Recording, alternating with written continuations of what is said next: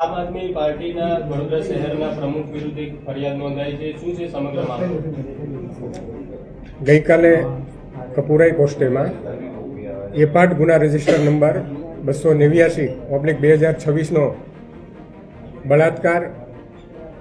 બળાત્કાર માટેનું દુષ્પ્રેરણ, ધમકી, મદદગારી જેવી BNS એક્ટની વિવિધ કલમો હેઠળ આરોપી અશોકભાઈ ચંદ્રકાંતભાઈ ઓઝા તથા તેના પત્ની, પુત્ર અને પુત્રી વિરુદ્ધ ગુનો દાખલ કરવામાં આવેલ છે. કઈ જગ્યાએ આ પ્રકારનો ગુનો આચરવામાં આવ્યો છે? કેટલા સમયથી આરોપી દ્વારા આ કૃત્ય આચરવામાં આવ્યું? આ કામના ભોગ બનનારે જે ફરિયાદ આપી છે તે મુજબ આરોપીએ તેમના ઘરે બોલાવીને તથા વડોદરાની વિવિધ હોટલોમાં, જમ્મુ કાશ્મીર ખાતે, મુંબઈ ખાતે વગેરે વિવિધ સ્થળે આરોપી સાથે બળાત્કાર સંભોગ કરેલ છે. આરોપીના પરિવારનો શું રોલ હતો? આરોપીનો જે પુત્ર છે આનંદ અશોકભાઈ ઓઝા, તેમણે ગત માર્ચ મહિનામાં આ કામના ભોગ બનનાર જે છે તેમની પાસે આવી તેમના નગ્ન વિડીયો વાયરલ કરવાની ધમકી આપી તેમણે પણ તેમની સાથે બળાત્કાર કરેલ છે.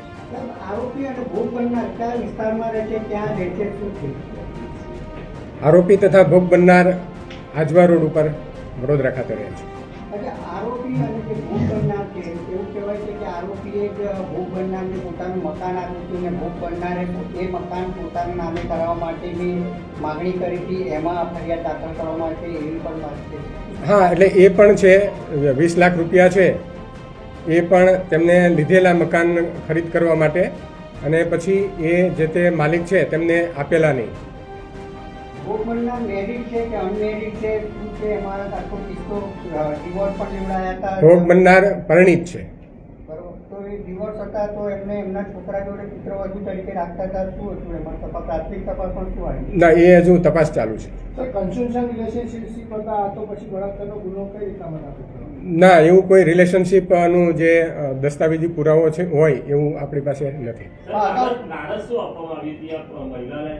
મહિલાને તેના પતિને ખૂબ સારો પગાર આપશે તેવી લાલચ આપી અને આ બળાત્કાર સંભોગ કરેલ છે. અત્યારે એકની કરેલી છે, આરોપી નંબર 1ની અશોક ચંદ્રકાંતભાઈ ઓઝાની. આ બનાવ છે એ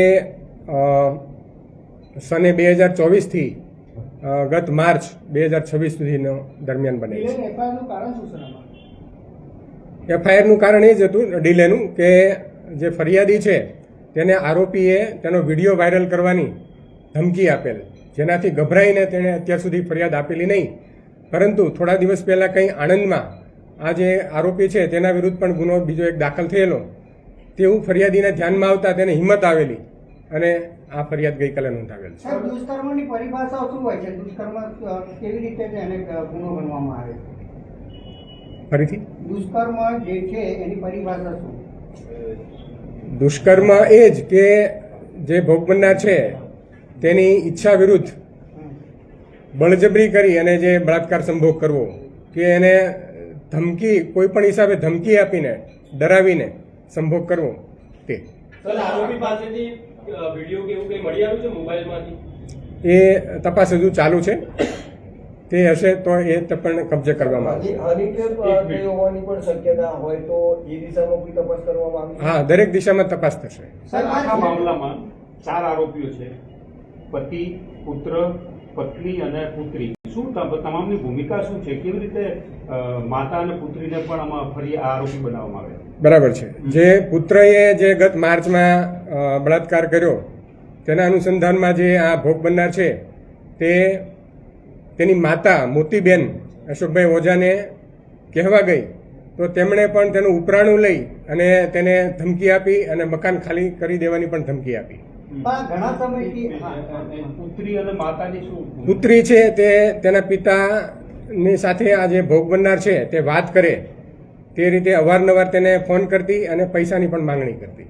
ઘણા સમયથી આ લોકોનું ચક્કર ચાલતું? હા, છેલ્લા 2 વર્ષથી બનાવ સમય છે એનો. તો અત્યાર સુધી બેન ભોગ બનનાર કેમ ફરિયાદ નહીં આપી? શું કારણ હતું? એ કારણ જણાવ્યું મેં આગળ હમણાં. નહીં, નહીં, ભોગ પણ બનનારના પતિ અત્યારે બલાત્કારની ક્યાં? આપે એવું કહ્યું બળાત્કારની ફરિયાદ જબરજસ્તી છે થાય તો એને દુષ્કર્મની પરિભાષામાં લેવામાં આવે છે. જ્યારે આની અંદર તો 2 વર્ષથી આ લોકોનું વચ્ચે ચાલતું હતું, તો કેમ અત્યાર સુધી મોડી ફરિયાદ ટેકનિકલ ફરિયાદ છે? એ જ કીધું મેં કે તેમની પાસે જે ભોગ બનનાર છે તેમનો નગ્ન વિડીયો હતો અને તે વાયરલ કરવાની ધમકી આપતો અવારનવાર, જેના કારણે ગભરાઈ અને જે ભોગ બનનાર છે તેમણે અત્યાર સુધી ફરિયાદ આપેલી નહીં. ભોગ બનનારના પતિ ક્યાં છે અત્યારે? ભોગ બનનારનો પતિ છે એ એમના જણાવ્યા મુજબ છેલ્લા 3 વર્ષથી કોઈ જગ્યાએ જતો રહેલ છે બહાર, તેમના સંપર્કમાં નથી. સર, આમાં કઈ પુરાવા એકત્રિત થયા છે? કારણ કે વિડીયોની વાત છે. ગઈકાલે ગુનો દાખલ થયો છે, તપાસ ચાલુ છે. આરોપીઓ વિરુદ્ધ તમામ પુરાવા એકત્ર કરવામાં આવશે. હવે આગળનો શું પ્રોસેસ રહેશે સાહેબ? આરોપીના રિમાન્ડ મેળવી અને જે બાકીના આરોપીઓ છે તેમની પણ ધરપકડ કરવામાં આવશે. ઓકે. Okay, okay. ચલો.